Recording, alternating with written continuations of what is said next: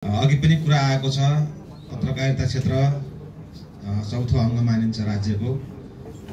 राज्य र जनता, प्रशासन र जनता अर्थात् नीति कार्यक्रम र जनताको बीचमा सेतुको रूपमा काम गर्ने, सम्बन्धको रूपमा काम गर्ने, राज्य र जनता बीचको सम्बन्धलाई अनुनासिक बनाउने काम मिडिया जगतले गर्छ। मैले एउटा कुरा तपाईहरुलाई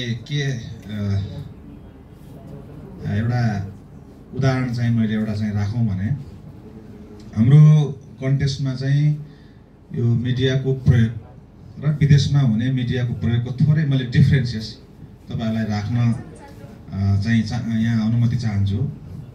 म चाहिँ बेजिङमा करिब 1 वर्ष प्लस बेजिङमा म पढ्न गएको थिएँ। अनि त्यहाँका मिडियाहरुको के लेख्दो रहेछ, पत्रपत्रिकाहरुले के छाप्दो रहेछ भनेर करिब 6 महिनासम्म त मलाई त्यहाँको भाषा त्यति आइडिया भएन। 7औं महिनाबाट अलिअलि मैले त्यहाँको भाषा पनि बुझ्न थालेँ, लेखेको पनि अलिअलि बुझ्न थाल्यो। नभएको जानिएन भने त्यहाँको साथीहरुलाई सोधेर पनि त्यहाँ कस्तो मैले भेटाएँ भने त्यो मिडिया त्यो पेपरको पहिलो पेजमा हेर्नुस् है, पेपरको त्यो मुख पृष्ठमा पहिलो पेजमा चाहिँ उत्कृष्ट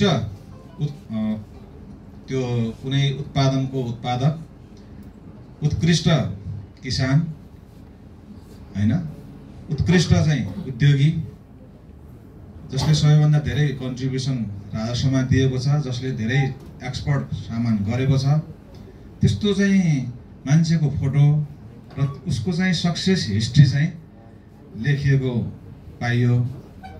र त्यहाँको लिडरहरु, त्यहाँको चाहिँ गभर्नमेन्ट अथोरिटीहरुले बोलेका कुराहरु त्यो चाहिँ त्यो पत्रिकाको पछाडिपट्टि कुनामा कतै थोरै लेखेको पाइयो के।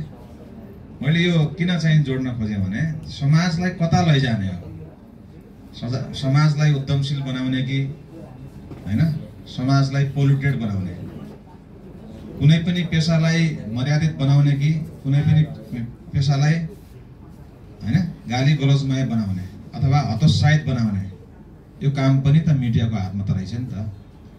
र त्यो मैले किन जोडेँ भने त्यसरी चाहिँ मिडियाले चाहिँ हाइलाइट गरेका उद्यमशील मान्छेहरुलाई हेरेर अरु मान्छेहरु उद्यमशील बन्ने, अरु मान्छेहरुले चाहिँ सिक्ने, उत्प्रेरित हुने त्यो काम पनि गरेको पाइयो।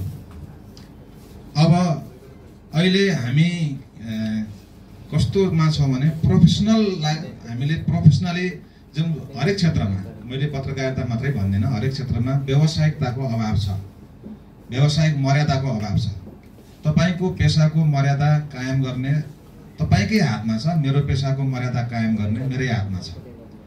तर हाम्रा पेशाहरु मर्यादित हुन सके कि सकेनन्, त्यसमा हामीले मेहनत गर्यौं कि गरेनौं। तपाई हामीलाई लाग्छ एउटा समाचार लेख्नु तपाई हाम्रो एउटा सामान्य काम होला, तर त्यो समाचार कुनै व्यक्ति विशेषमा केन्द्रित छ र त्यो समाचार तथ्यमा आधारित छैन भने सामाजिक प्रतिष्ठाको दृष्टिकोणले त्यो मान्छेका लागि त ठूलो पनिशमेन्ट पनि हुन्छ। अदालतका ठूला फैसलाहरू तपाईको प्रकाशमा नआउँदासम्म, बाहिर फ्ल्यास नहुँदासम्म थाहा हुँदैनन्। तर कतिपय तथ्य र सत्यमा आधारित नभएका समाचारहरूले पनि व्यक्तिको सामाजिक प्रतिष्ठा र मर्यादा धुलिसात बनाएको र व्यक्ति चाहिँ तपाईको पुरै समाजमा चाहिँ तिरस्कृत भएका धेरै उदाहरण छन्। त्यसकारण तपाईहरुको कलम त्यति हलुङ्गो होइन, तपाईहरुको कलम र तपाईहरुका समाचार धेरै गरुङ्गो हो। समाजले त्यसैले पत्याउँछ, तत्काल चाहिँ त्यो विषय त्यसैभरि चाहिँ जान्छ। त्यसकारण तपाईहरु तथ्य र सत्यमा आधारित, बरु समाचार थोरै होस्, सत्य र तथ्यमा आधारित होस्, अनि मात्रै जनताको विश्वास र भरोसा बढ्छ, मानिसहरूले त्यसप्रति आफ्नो अपनत्व भाव पाउँछन्। अर्को कुरा, राम्रा काम गर्नेहरुका राम्रा समाचार पनि आउनुपर्छ। सक्सेस स्टोरी तपाईहरुले चाहिँ दिनुहुन्न भने मानिस केका लागि काम गर्ने? मानिसले चाहिँ आफ्नो केही नाम होस् भन्ने पनि त मान्छेको चाहना हुन्छ। तर सत्य र चाहिँ सफलताका चाहिँ स्टोरीहरुलाई अलि प्राथमिकता नदिएको हो कि जस्तो पनि हामी पाउँछौं। सफलताका स्टोरीहरु चाहे युवाका हुन्, चाहे उद्यमका हुन्, चाहे कृषिका हुन्, चाहे प्रशासनका हुन्, हैन, चाहे राजनीतिका हुन्, सदाचारको, सच्चरित्रको, मेहनतको, श्रमको समाचार तपाईहरुले हाइलाइट गरिदिनुस् न। त्यस्ता मान्छेहरुलाई हौसला हुन्छ, उत्प्रेरणा हुन्छ हैन।